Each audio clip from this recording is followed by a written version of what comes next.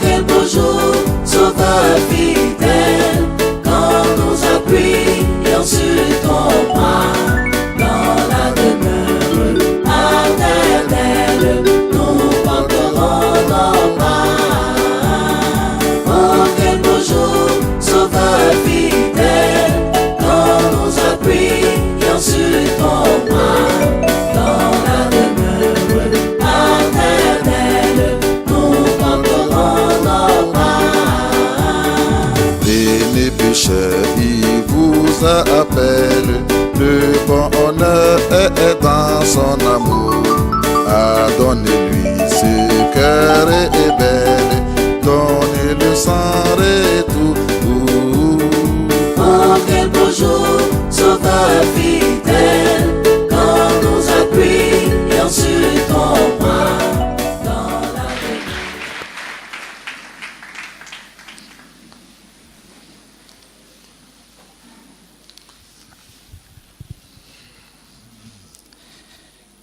Qui est le Saint-Esprit?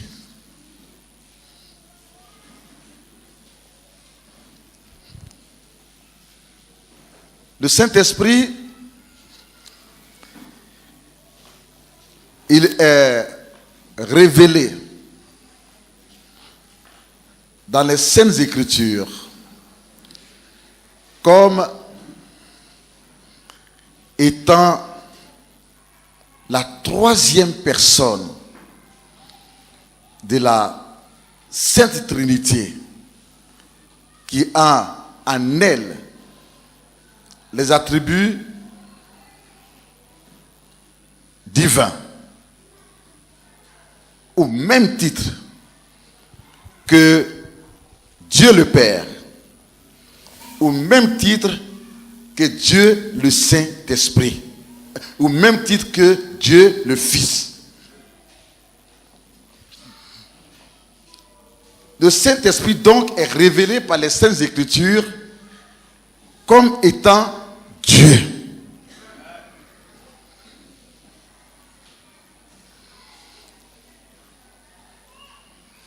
Lorsque Dieu a décidé de créer la terre,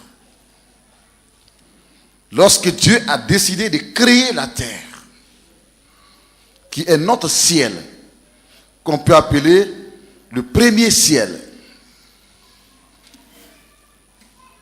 il y a eu trois personnalités, trois personnes divines en action pour la création de la terre.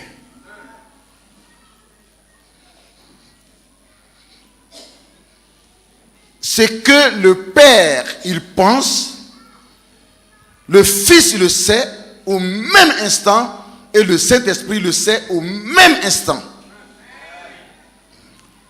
Leur puissance est égale. Leur omniscience, connaissance, c'est égal.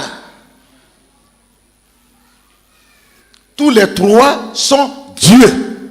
Mais seulement dans l'exercice de leur fonction, ils ont tout simplement décidé que un soit le Père, un autre le Fils et un autre l'aide, le consolateur qu'on appelle le Saint-Esprit.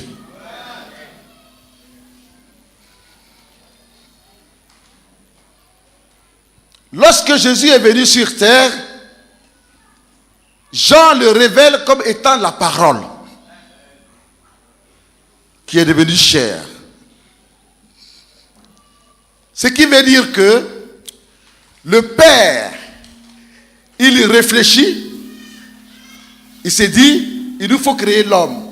Ou bien il s'est dit, il nous faut créer la terre. Ou bien il s'est dit, il nous faut créer la lumière. Le Fils, il parle et le Saint-Esprit fait l'action. Est-ce qu'on peut acclamer le Seigneur?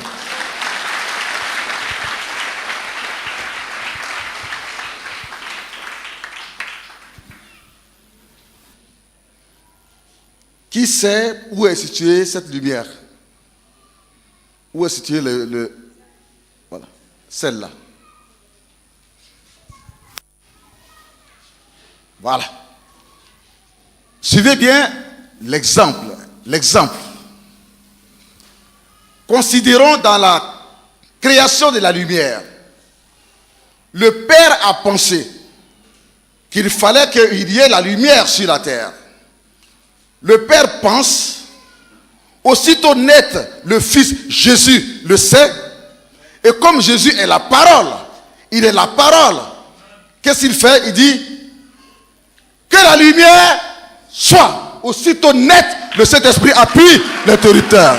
Maya shekere molo sata baba. Yeah!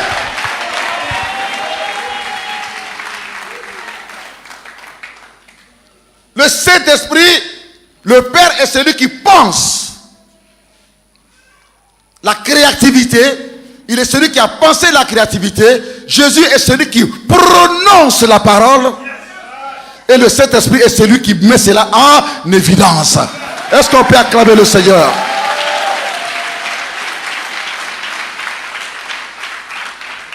Alléluia. Alléluia. Ainsi, la terre fut, ainsi tout ce qu'il y a sur la terre a été créé. Parce que déjà, l'Esprit de Dieu se mouvait déjà au-dessus, n'est-ce pas? Au-dessus même des eaux de la terre.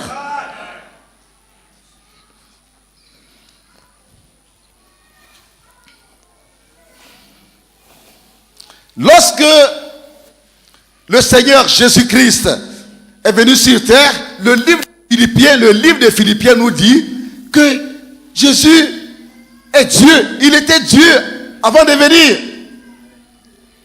Il était le créateur de la terre et de toutes choses. Mais pour venir sauver l'homme et la femme sur la terre, il a volontairement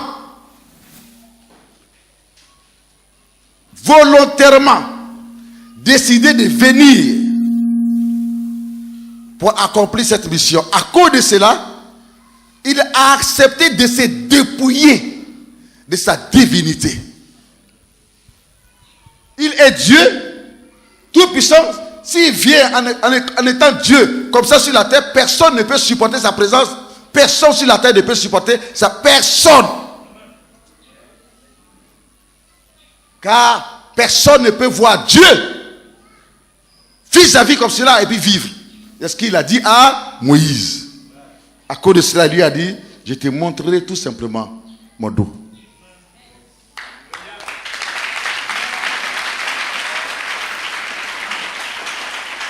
Si Jésus est venu sur cette terre, c'est son obéissance qui l'a amené sur cette terre.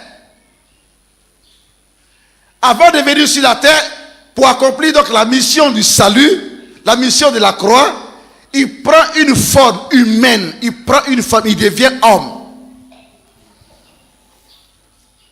Il est donc dépouillé de Dieu et devient homme. Lorsque, après les 30 années,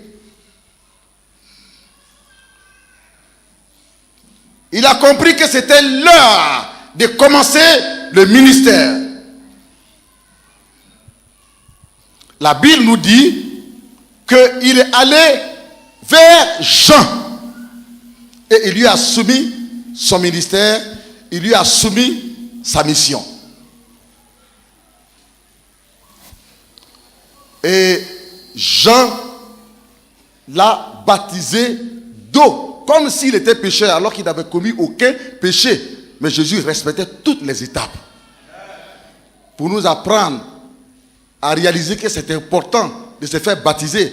Parce que c'est à partir de là, le baptême d'eau est le baptême de la repentance. Mais la Bible dit que lorsqu'il est sorti de l'eau, il s'est mis à prier. Et quand il s'est mis à prier, les Saintes Écritures disent que pendant qu'il était en train de prier, le Saint-Esprit a quitté les cieux en prenant la forme d'un oiseau blanc qu'on appelle une colombe et est venu se poser sur lui. Et une voix a retenti des cieux pour dire, voici, celui-ci est mon fils bien-aimé en qui j'ai mis tout mon amour, toute mon affection. Écoutez-le.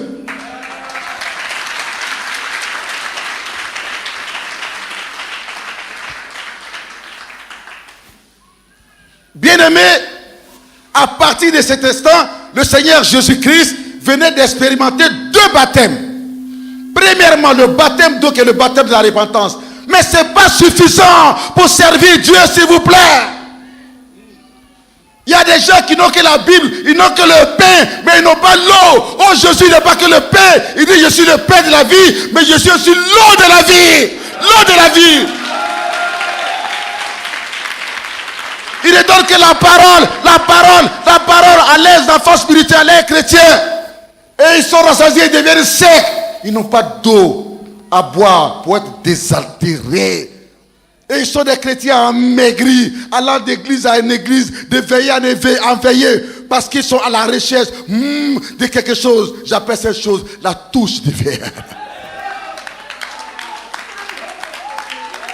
Ils n'ont que la parole. Jésus était lui-même la parole. Mais à côté de cela, il a compris que c'était dorénavant important qu'il ait une touche surnaturelle sur lui. Avant de commencer à prêcher, avant de commencer à enseigner et à évangéliser, s'il vous plaît. Avant de commencer, je voudrais dire, à servir Dieu. La parole seule ne suffit pas. L'école biblique, sans le Saint-Esprit, sans le baptême dans le Saint-Esprit, sans l'onction ne suffit pas. Le diplôme pastoral, sans l'onction ne suffit pas. On ne peut pas dissocier les deux. Les deux vont ensemble. La parole et l'onction. Si vous dites que vous avez la connaissance, la parole, alors il faut la démontrer. Parce que cette parole, elle est esprit et vie. La parole de Dieu guérit, ça console, ça transforme les vies, ça délivre, ça guérit. Pasteur, où est ton apostolat? Où est ton pastorat apôtre? Où est ton apostolat prophète? Où sont les preuves de tes prophéties? Évangéliste, où sont les preuves de tes évangélisations? Car les signes qui accompagneront les évangélistes sont les guérisons, les délivrances, les prodiges, les miracles.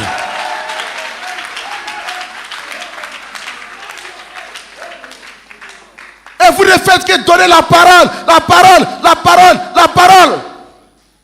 Et vos chrétiens sont remplis de toutes sortes de maladies.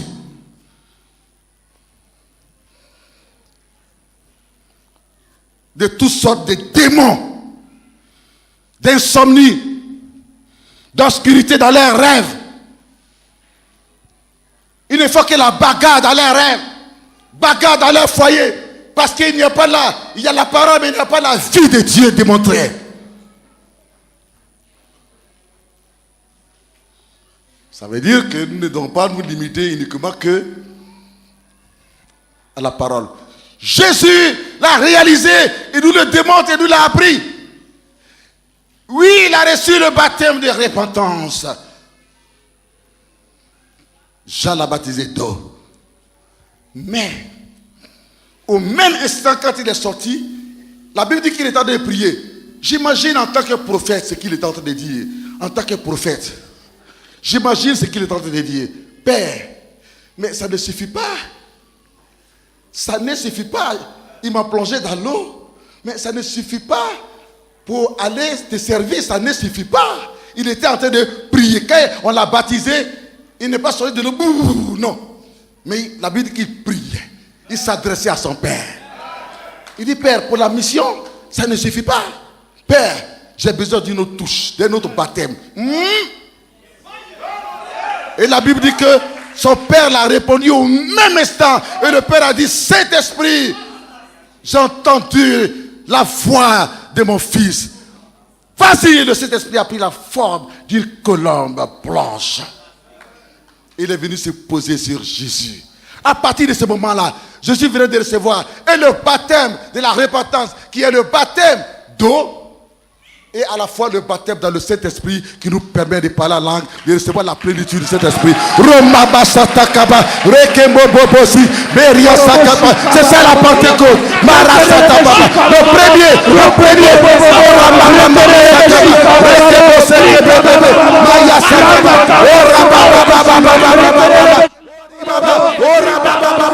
Si tu n'es pas baptisé dans le Saint-Esprit, reçois le baptême du Saint-Esprit. Par la langue.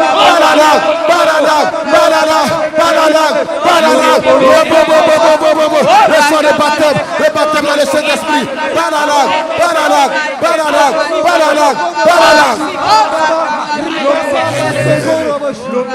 You will be seated, please. Alléluia.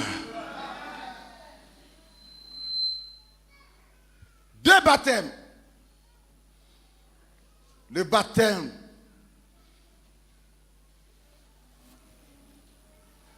de la repentance qui, selon les notions de la théologie que développe la théologie charismatique, est appelé l'onction du lépreux. La première onction, on dit Amen. Mais en même temps, il a expérimenté la deuxième onction, l'onction sacerdotale, l'onction pour commencer le ministère, l'onction du baptême dans le Saint-Esprit. Tu n'es pas baptisé dans le Saint-Esprit, tu ne connais pas le Saint-Esprit, tu ne connais pas les actions des œuvres du Saint-Esprit. Qu'est-ce que tu fais en tant que serviteur de Dieu? Qu'est-ce que tu fais? Qu'est-ce que tu peux donner réellement? Tu auras peur d'imposer les mains. Tu auras peur des démons. Tu auras peur toi-même d'aller au village. Tu auras peur des sorciers. Parce que tu es vide. On commence à réaliser la vivacité de Dieu, la dynamique de Dieu, que lorsqu'on a expérimenté la deuxième onction, l'onction sacerdotale, appelée le baptême dans le Saint-Esprit, qui te permet d'être rempli. Et quand tu débordes, tu commences à parler à la machaka, la basoto ramaka. On n'a pas besoin de te bousculer pour ça. Ça vient le plus naturellement possible. Comme le pasteur du Canada nous l'a enseigné tout à l'heure. Regardez, si vous avez un verre et que le verre, il est à moitié, je vous en prie, n'allez pas dire aux gens qu'il y a un verre qui est rempli là, allez boire. Votre verre n'est pas rempli, s'il vous plaît. N'allez pas dire aux gens, venez, quels sont ceux qui ont soif, venez, allez-y, il y a un verre d'eau qui est là, il est rempli, allez-y boire. Vous faites passer, monsieur, pour un menteur. Beaucoup, c'est pour dire que beaucoup de serviteurs de Dieu n'ont que des verres à demi remplis. Et puis, ils se permettent de prêcher l'évangile à gauche et à droite. Toi-même, tu n'es pas rempli. Le verre, c'est le symbole du serviteur de Dieu qui n'a pas le Saint-Esprit, le baptême dans le Saint-Esprit. Tu n'es pas rempli. Qu'est-ce que tu peux remplir? Quel vase tu peux remplir? Car les chrétiens, les enfants de Dieu qui viennent à l'église, la Bible les appelle les vases de Dieu. Les vases de Dieu. Qu'est-ce que tu peux mettre dans leurs vases? Alléluia. On ne peut parler donc du baptême dans le Saint-Esprit. Du baptême dans le Saint-Esprit que lorsque le verre, il est rempli. Quand on dit qu'un verre est rempli, c'est quand il est rempli jusqu'à ce que l'eau déborde. L'eau déborde, ça verse partout. Les gens voient, ils envoient leurs vases, ils envoient leurs tasses, ils envoient leurs verres. Et ils en prennent, ils puissent, ils en prennent. C'est à partir de cet instant qu'on parle du baptême dans le Saint-Esprit. Et ça se voit par le fait que quand le Saint-Esprit vient sur toi, tu es secoué. Et en même temps, tu commences à parler en langue, c'est-à-dire que l'eau commence à verser en même temps. Tu es tellement rempli et l'eau commence à verser. Romamaya Shakababa, Bosoto Mama. Celui qui a connu de toi, il est baptisé en même temps. Celui qui a connu de toi, il est baptisé en même temps. Ça déborde et ça déborde et ça déborde.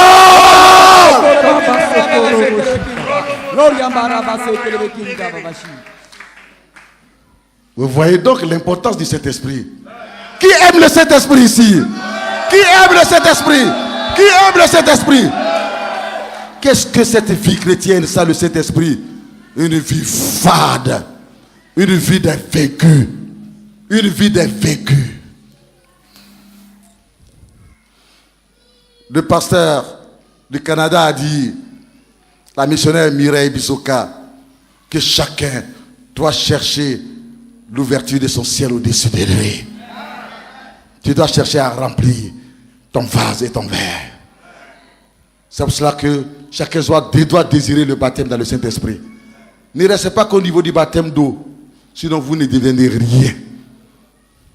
Vous aurez toujours peur, et peur, et peur, et peur. Jésus est allé au-delà de cela. Lui qui est Dieu, il nous a donné l'exemple. Oui, il a accepté d'être baptisé d'eau, mais il a recherché, il priait. Le pasteur vous dit prier, vous ne priez pas. Priez, vous ne priez pas. On ne peut pas, puisque ce n'est pas par force. C'est le Saint-Esprit, c'est Dieu lui-même qui donne le Saint-Esprit. Mais il faut prier. Jésus est en train de prier.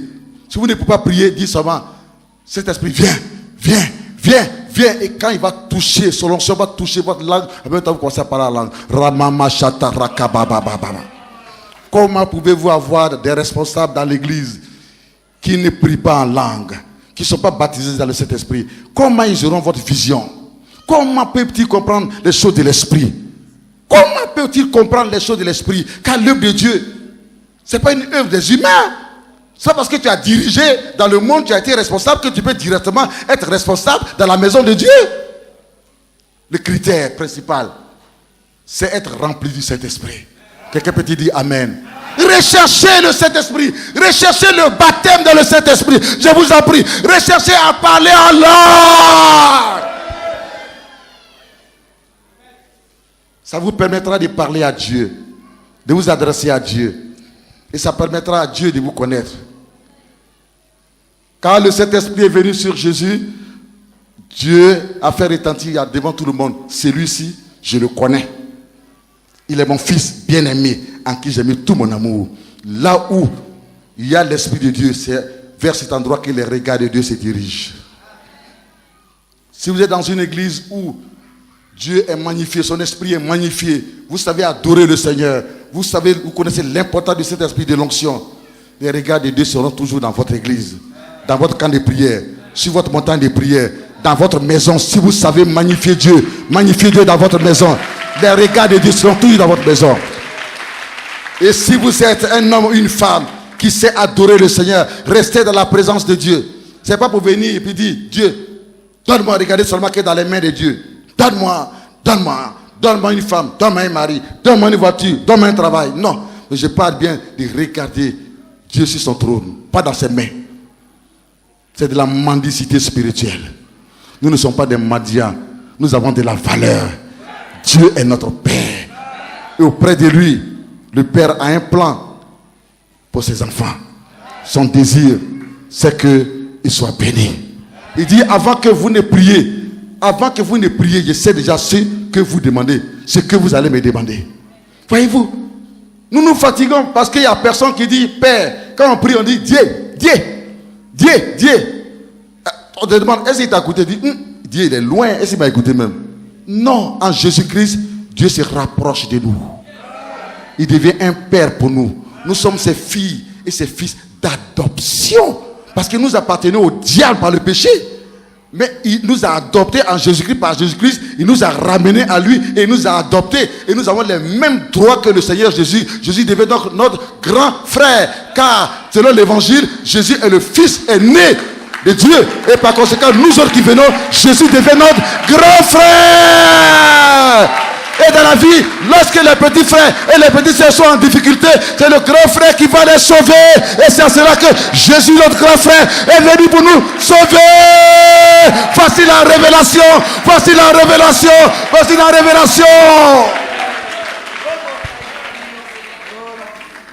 Ne te comporte plus comme un mendiant. Tu as des droits en Jésus. Alléluia. En Jean chapitre 16. En Jean chapitre 16.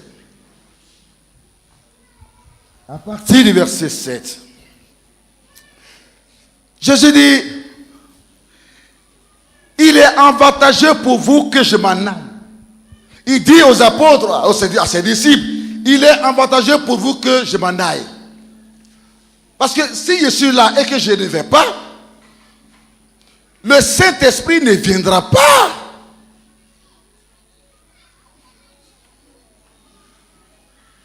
Mais je m'en vais. Et quand je vais partir, arriver au ciel, je vous l'enverrai. Lui, le consolateur, c'est lui qui convainc du péché. Il y a encore beaucoup de choses que je devrais vous dire, mais que je n'ai pu vous dire. Mais quand lui viendra, il vous conduira dans les profondeurs de Dieu. Sans le Saint-Esprit, tu n'as pas de profondeur spirituelle, pasteur. Chrétien, sans le Saint-Esprit, tu n'as pas de profondeur spirituelle. Tu seras trop superficiel dans ta vision de ton ministère, dans la vision des choses de Dieu. Et tu seras trop superficiel en rapport avec la vie chrétienne. Tu ne sauras même pas ce que c'est que l'onction. Quand l'onction sera en mouvement, tu vas dire que c'est du fétichisme. Tu vas dire que c'est de la magie. Parce que c'est la profondeur qui attire la profondeur. Les choses de Dieu sont esprit et vie. Et c'est par révélation qu'on a la compréhension réelle. On peut acclamer le Seigneur.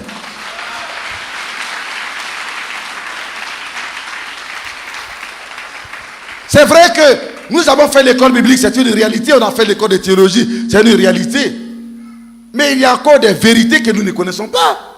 Même ceux qui sont allés à l'école de Jésus. Jésus leur a dit, il y a beaucoup de choses que je devrais vous dire, mais que je ne vous ai pas dit. Mais il est temps, il faut que je parle. Pour que celui, le divin enseignant, pour qu'il vienne. Quand il viendra, qu'il sera en vous, il vous conduira dans toute la vérité. Sans le Saint-Esprit, il n'y a pas de vérité. Les gens prennent leurs conceptions, leur théologie pour la vérité. Mais j'en suis désolé. Et ils font des jugements qui n'ont pas de valeur. Ils se condamnent eux-mêmes. Ils condamnent leur langue, ils condamnent leur vie, ils condamnent leur descendance. Ils se condamnent eux-mêmes parce qu'ils blasphèment. Car il est écrit que quiconque blasphémera contre le Saint-Esprit. Dieu est en train d'utiliser quelqu'un. Toi, tu dis c'est le diable. C'est du blasphème. Quiconque blasphémera contre le Saint-Esprit, alors ses péchés de lui ne seront pas pardonnés. C'est ça qui est la réalité. Humilions nos cœurs. Mais Jésus ne s'est pas arrêté là. Après le baptême du Saint-Esprit, au vu de l'importance de son ministère, il a dit, mais Père, je ne suis que rempli. Je ne suis que rempli. Je ne suis que rempli. Je veux un revêtement. Je veux un revêtement. C'est-à-dire que il faudrait que l'onction passe au travers de tout mon être et que ça se revête à mon corps. Comme si je portais un manteau de feu, un manteau chaud. Et pour cela, la Bible dit qu'au lieu d'aller évangéliser comme nous, on est toujours pressés, on veut chasser les démons, on veut prier pour les malades, on a l'onction, alors que le ciel n'est pas encore bien ouvert au-dessus de nous, comme le pasteur l'a dit tout à l'heure. Au lieu d'attendre à ce que le ciel soit grandement ouvert, on est pressé. Et puis après 2 ans de ministère, on devient sec. Parce que tu es parti, ce n'est pas avec ton onction, tu es parti avec l'onction du oint de Dieu en bas de qui tu étais. Tu t'es rébellé, tu es parti, tu pensais que tu pouvais faire quelque chose. Mais ce n'est pas avec ton onction que tu es parti. Tu es parti en ayant sur toi l'onction du oint de Dieu, de l'homme de Dieu, en bas de qui tu étais en stage, en bas de qui tu apprenais. Mais si l'onction n'est pas à toi, ça veut dire que ça va finir. Tu as bien pris ça quelque part, on dit Amen. Tu as pris quelque part. Mais si ce n'est pas à toi, tu vas travailler, tu vas libérer au bout de 1 an, 2 ans, rien ne se passe maintenant. Rien ne se passe. Onction à Bana. Foïté, onction est fini, il n'y a plus rien. Est-ce que vous comprenez la révélation? Je vais entendre du bruit. Oh my yakeboseke.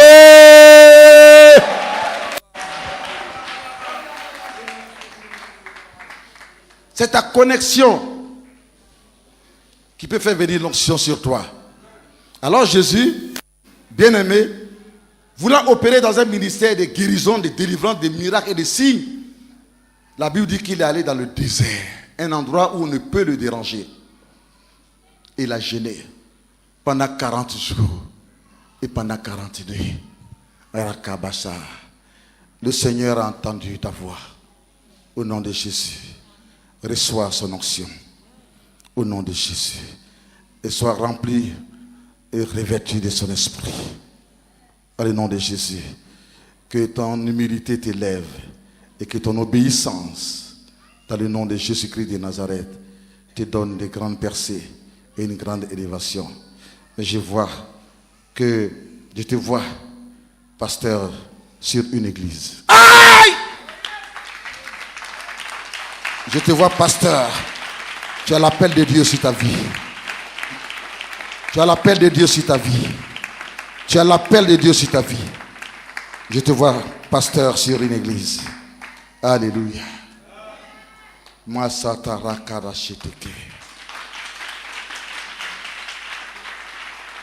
Alléluia. Après qu'il ait fini les 40 jours de jeûne et de prière, la Bible nous dit que Jésus est revenu de ce temps de prière, de cette montagne, de ce désert, en étant revêtu de la puissance d'en haut. Ce n'est pas rempli, mais revêtu.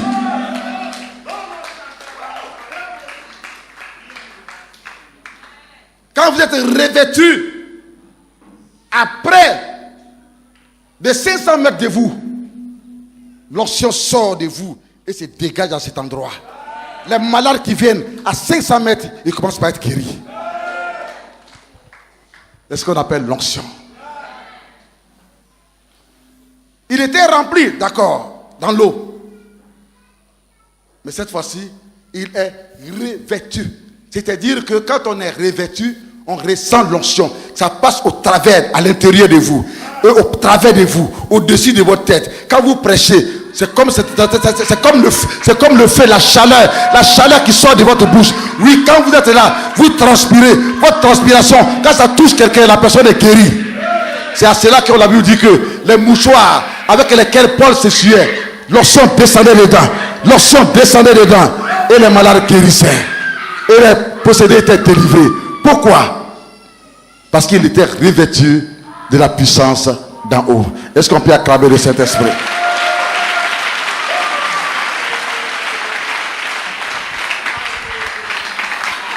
Nous comprenons donc que l'onction, c'est une étape.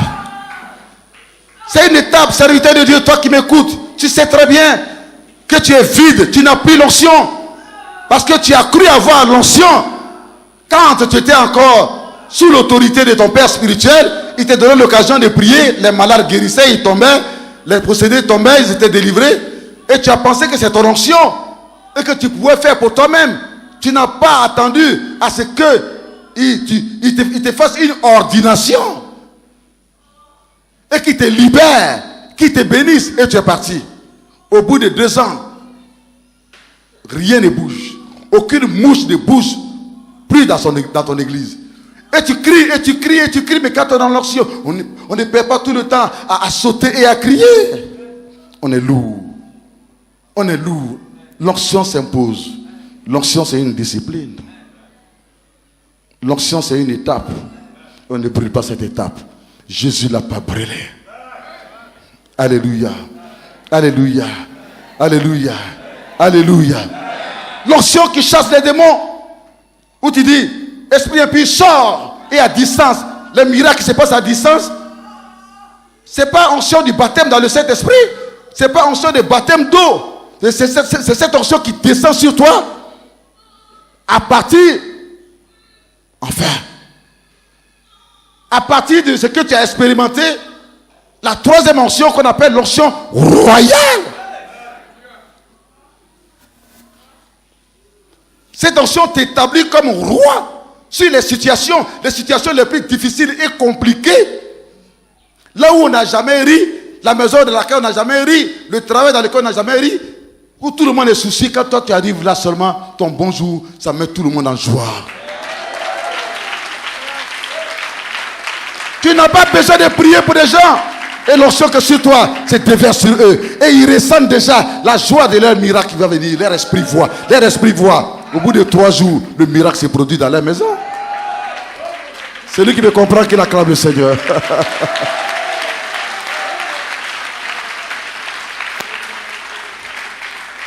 Maya Sata Baba Baba Baba. Parce que quand vous avez cette onction, cette troisième onction, ça vous conduit dans des choses extraordinaires. C'est à cela que ceux qui ont le courage de poser la main sur votre voiture, ils guérissent. La Bible dit que lorsque le Seigneur Jésus étant revêtu donc de la puissance d'en haut, de la troisième onction, quand il est descendu de la montagne, aussitôt net l'onction même a créé, le Saint-Esprit lui-même il a créé, il a planifié une évangélisation incroyable. Jésus n'est pas allé dire envoyez les malades, mais on nous dit que dès que Jésus est arrivé net, les malades qui étaient déjà à la Syrie, d'autres pays pour venir. L'onction c'est un phénomène, je vous en prie. L'onction c'est un phénomène, c'est pas moi qui vous enseigne là, ça c'est l'onction qui vous enseigne. Jean nous dit que l'onction enseigne, ça se creuse. L'onction va jusqu'à dans les creuset de nos cœurs. C'est-à-dire que dans les profondeurs de nos cœurs, pour faire ressortir le potentiel de Dieu. Dieu t'a donné un potentiel, ça est là, mais le diable a rendu ça poussiéreux. Mais l'enseignement que tu entends depuis ce matin va jusqu'à dans le creuset de ton cœur, dans les profondeurs de ton cœur, et va faire sortir ces potentiels. C'est peut-être une guérison que tu attends, tu l'auras. C'est peut-être un miracle que tu attends, tu l'auras. C'est peut-être un travail que tu attends, tu l'auras. C'est peut-être une révélation que tu attends, tu l'auras. C'est peut-être un mariage que tu attends, tu l'auras. C'est peut-être un enfant que tu attends, tu l'auras. C'est peut-être une élévation que tu attends, tu l'auras. C'est peut-être un succès que tu attends, tu l'auras. C'est peut-être une porte ouverte que tu attends, tu l'auras. C'est peut-être un voyage que tu attends, tu l'auras. C'est peut-être une admission que tu attends, tu l'auras.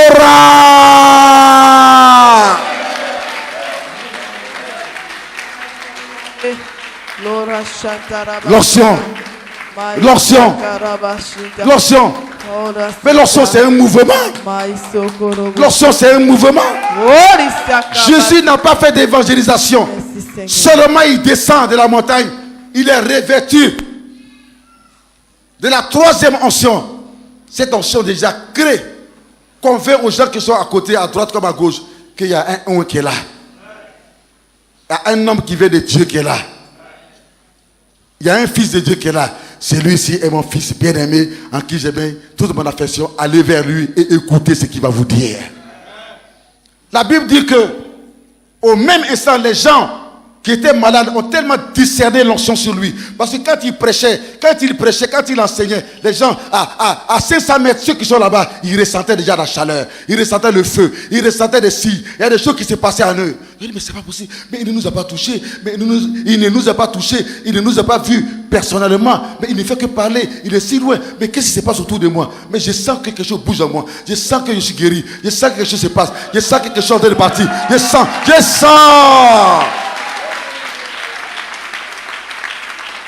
Et alors, ceux qui ont la foi, ils démontraient de leur foi. Ils ne faisaient pas comme toi qui as peur. Mais ils démontraient de leur foi. Ils se levaient de là où il faut filer parmi les gens. Et la Bible dit qu'ils allaient et ils touchaient le pan de la robe de Jésus. Et au même instant, l'onction sortait de cette robe et descendait sur eux et guérissait instantanément. Voici la révélation de l'onction. Quand on est dans une église d'onction, il faut savoir marcher avec le oint de Dieu. Il faut savoir marcher avec l'onction. N'attendez pas qu'on vous impose à tout moment les mains. Mais posez vous-même des actes prophétiques, des actes de foi. Si tu acclames le Seigneur, tu vas sentir une chaleur dans ta main. Une chaleur. Et tu seras délivré, tu seras guéri. Asseyez-vous, acclamez le Seigneur.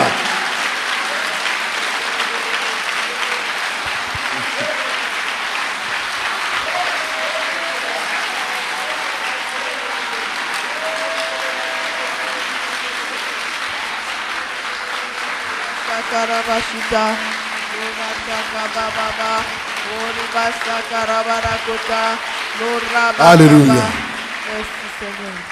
C'est à cela que la Bible dit que Jésus avait sur lui l'onction sans mesure. Il avait l'onction de gloire, l'onction extraordinaire. Il te disait, veux-tu être guéri? Quand tu dis oui, il dit, sois guéri. Quand on a l'onction, on ne se fatigue pas. Que veux-tu que je fasse pour toi? Ta foi t'a guéri. Lève-toi et marche. Alléluia. Alléluia. Parce que ces paroles étaient oints dans tous les compartiments de son corps. Alléluia. Alléluia. On appelle cela la démonstration de l'onction de gloire, de l'onction extraordinaire. De l'onction extraordinaire. Venez ici, monsieur. Non, monsieur, venez ici. Oui, venez. C'est bon. Cet homme que vous voyez, il était déjà un homme mort. Son âme était dans le cercueil.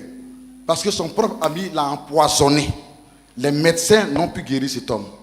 Vous l'avez vu? Il est venu poser seulement la main sur le livre Jésus guérit toujours. Et le poison a disparu de son corps.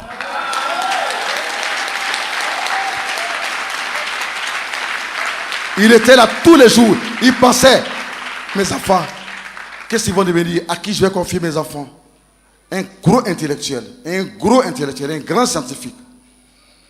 À qui je vais confier mes enfants? Son âme était déjà partie. Mais je lui ai donné 2-3 paroles. Pour dire, je ne vois pas la même chose comme toi. Seulement, je veux que tu viennes à l'église. Il dit, mais quand je viens à l'église, c'est là que je me sens plus étouffé, et j'ai envie de mourir, parce que je ne supporte pas la foule. Il dit, oui, ça c'est l'œuvre du diable dans ta vie. Mais dans la maison de Dieu, tu ne mourras pas jamais. Et Dieu merci, il a franchi, n'est-ce pas, ce défi, cette barrière, puis il est arrivé. Il a été en contact, pas avec le oint de Dieu, mais il a été en contact avec la puissance de Dieu. J'ai prêché, il a eu la foi. Il est venu, il a posé sa main sur le livre. Jésus guérit toujours. La puissance de Dieu est descendue en lui. Il est parti au WC, il a tout le poison il est parti au WC. Et après c'est là, lui qui n'arrivait jamais à manger, il s'est dirigé au maquis. 4 paires de foutous. Il a mangé ça, mien. Le voici vivant. Ah! Lève bien les bras vers le ciel. Et regarde-moi. L'Esprit de Dieu me dit qu'il n'a pas fait ça pour rien. Il n'a pas fait ça pour rien. Mais il a mis ce témoignage sur ta bouche. Ça te servira à prêcher l'évangile.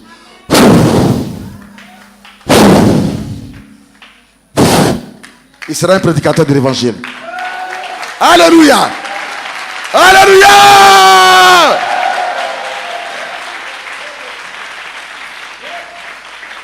L'onction extraordinaire. L'onction de gloire. Car cette onction est sur vous, merci. Ça se repose sur tout ce qui t'appartient. Parce que c'est une onction débordante. Bon, laissez-le. L'Esprit de Dieu est sur lui. On acclame le Seigneur encore.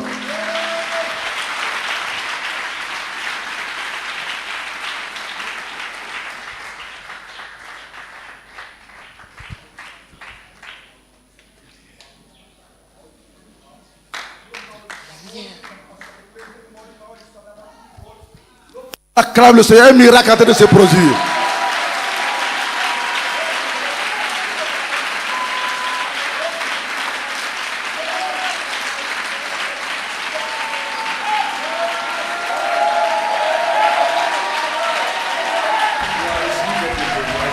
Amen. Tu as reçu quelque chose. Amen. Tu vas dire merci à Dieu seulement par les acclamations jusqu'à ce que je dise arrêter.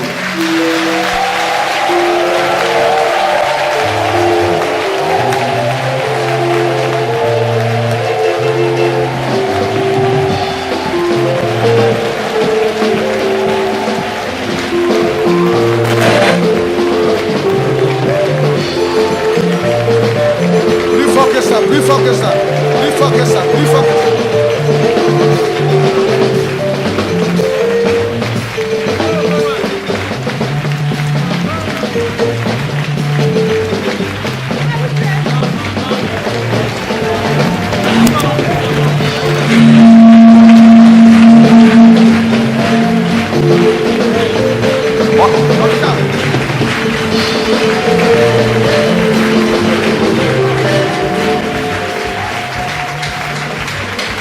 Merci. On acclame le Seigneur. On acclame le Seigneur. On dit merci à Dieu. On dit merci à Dieu. On dit merci à Dieu.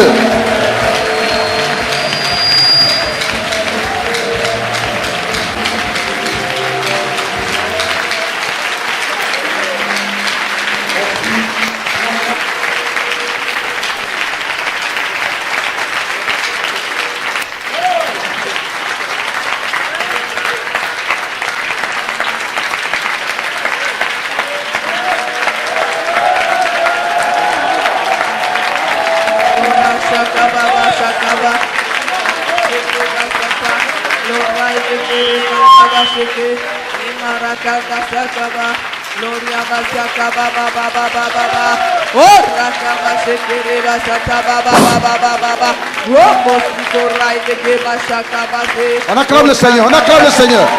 Reçois l'onction, reçois l'onction, reçois l'onction. On acclame le Seigneur, on acclame le Seigneur.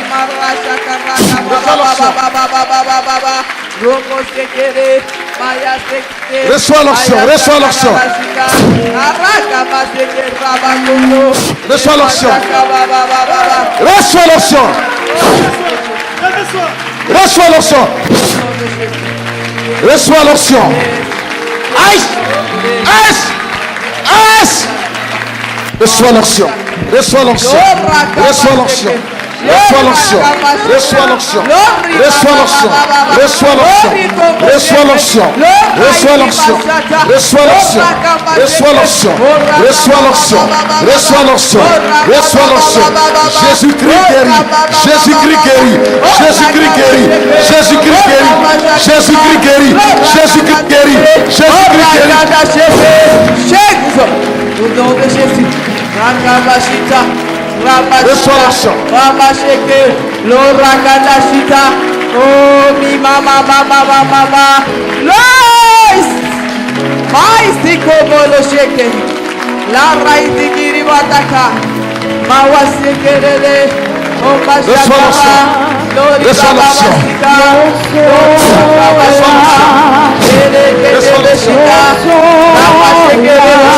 Ramasekelo, Ramashika, j'aime ta présence,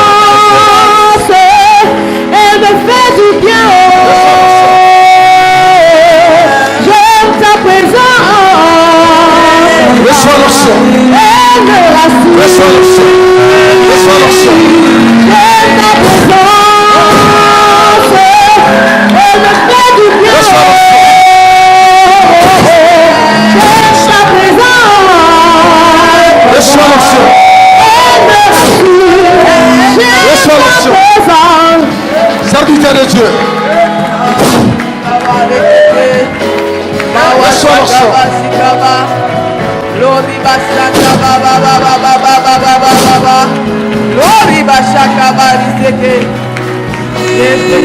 Qui aime l'onction, reçois l'onction. Et c'est que vous sakababa.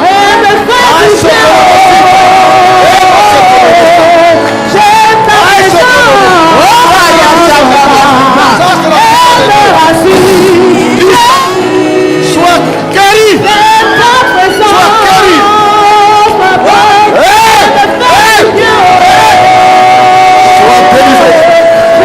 Sois délivré. Sois délivré. Sois délivré.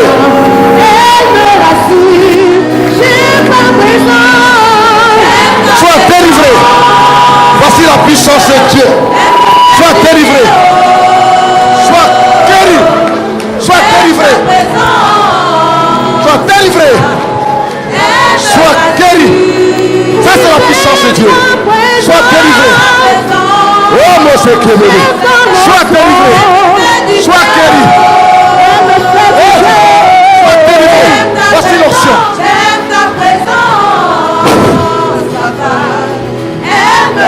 Là c'est la puissance de Dieu. Ça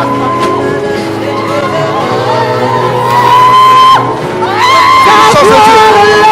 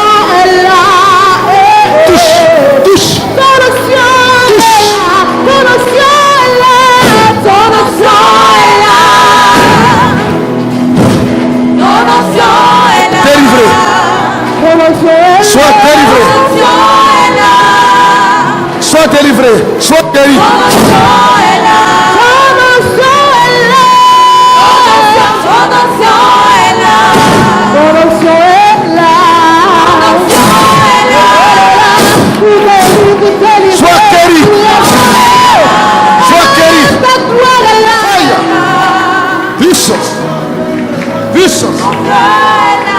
Sois délivré, sois guéri. Au nom de Jésus.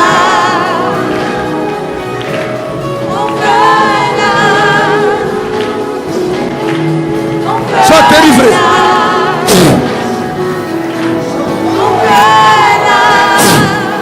Sois délivré. Sois guéri. Puissance. Puissance. Puissance. Puissance. Oui, elle est là. Elle est là. Ta gloire. Puissance. Sois délivré. Délivré. Délivré. Ça, c'est la puissance de Dieu.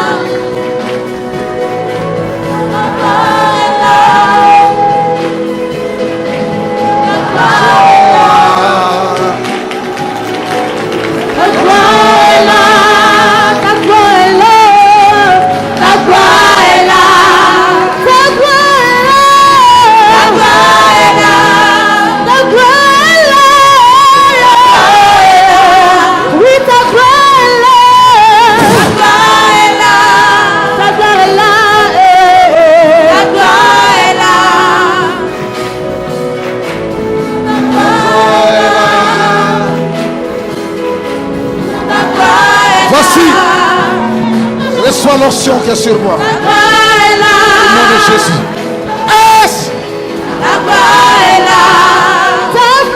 Voici le remède du Seigneur. Reçois l'onction, la puissance qui est sur moi. Retourne avec la flamme. Tu as l'appel de Dieu. Tu serviras le Seigneur. Toi et ta maison. Je te confère l'onction de l'appel. Au Père des miracles et des prodiges. Voici la puissance de Dieu.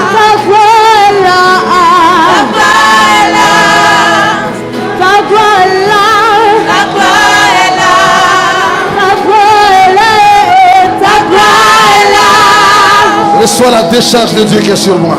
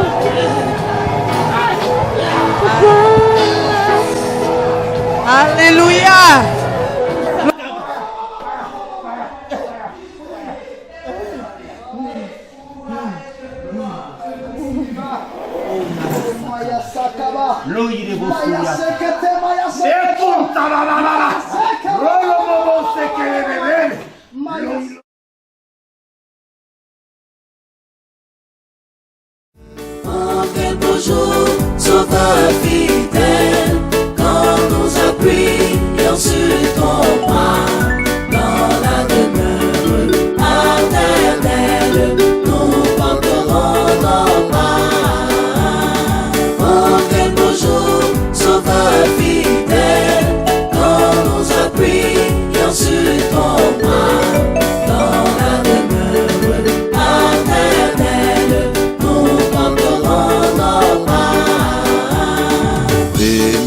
riche, il vous appelle. Le bonheur est dans son amour. Donnez-lui ce cœur et